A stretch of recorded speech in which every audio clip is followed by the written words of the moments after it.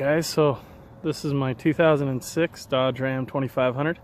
Just kind of want to do a quick walk around and go over what this truck has, what it is, what it's gonna be, you know, some of the things that I look forward to with this diesel truck. So this thing's a 2006 Cummins 5.9. When I got it originally, it wasn't running. Transmission was having shifting issues, would wrap all the way out to 3 grand, then it would finally shift into the next gear. So some of the things this thing has, you know, it's a second gen swap, single turbo, kind of a pretty cool thing. It's doing pretty good, everything that I've been able to get it to do. So it was bone stock, had a transmission that was going to be shot, you know, everything that, you know, someone doesn't want to do whenever they end up buying the truck. Mega cab, Laramie, automatic 48 RE.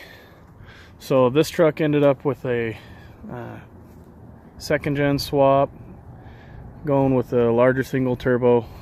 It's a Precision 76-75, pretty sweet turbo, does everything that I want it to do. With a ball bearing turbo, it's going to be pretty dang nice. It's a pretty simple setup.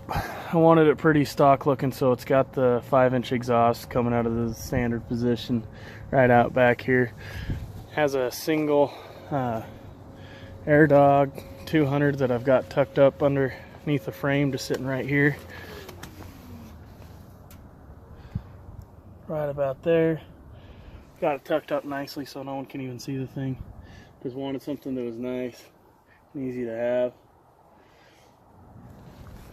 I wanted it adjustable too, so that with the injectors, it's running dual CP3. It's running 100% over injectors from industrial injection. Here, I'll show you this thing. I promise you, this thing's dirty. It's my daily driver.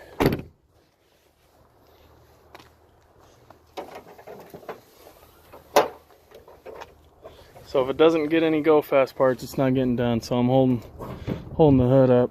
Need to replace the struts. So there's a 76-75, got a turbo blanket on it, second gen swap manifold. I want to say that one's from Diesel Auto Power. Put together the intake with just a couple of aluminum pieces of tubing and a filter. Everything's all there. I mean, pretty unsuspecting, you know, from everybody in the normal eye. Wiring's a mess. I need to get everything zip tied together and, you know, kind of wired together so it's nice and clean. Just got a mechanical boost gauge, so I can read what the boost pressure is reading on the inside, making sure that there's no leaks, making sure that there's no issue. I want single route just so that I didn't have to worry about drive pressure. Alright, so there's the ATS twin CP3 kit, running a fish tuning controller. One of the things that I wanted to do was make sure that I had enough rail pressure. When I was running this thing with the 69 mil before, I was losing a lot of that.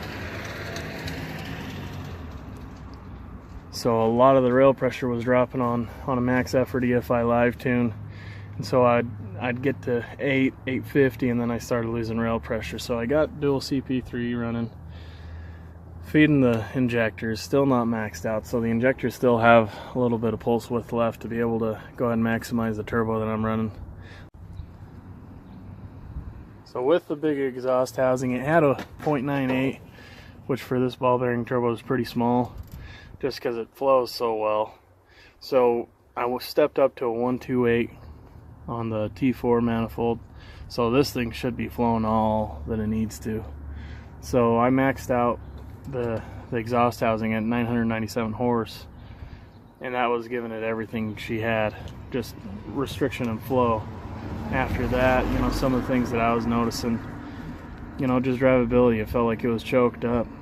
You know, when you're driving this truck and you can tell that it's just kind of getting choked, you're hitting a wall, even though you know that there's so much more left. That's kind of where I found that it needed to have a new exhaust housing. You know, pretty standard build, pretty inexpensive way to do the way that I wanted to. The transmission's built bill of parts all the way through, stage 5 clutch kit, so the least amount that I can as far as slippage is even happening. Triple disc converter. I've snapped you know, a couple things. Input shaft went, the output shaft went, just simple stuff. So when you're driving down the road, you're trying to do a four-wheel drive launch and you decide you want to give it all the sauce, yeah, that's kind of the stuff that's going to happen. So the exhaust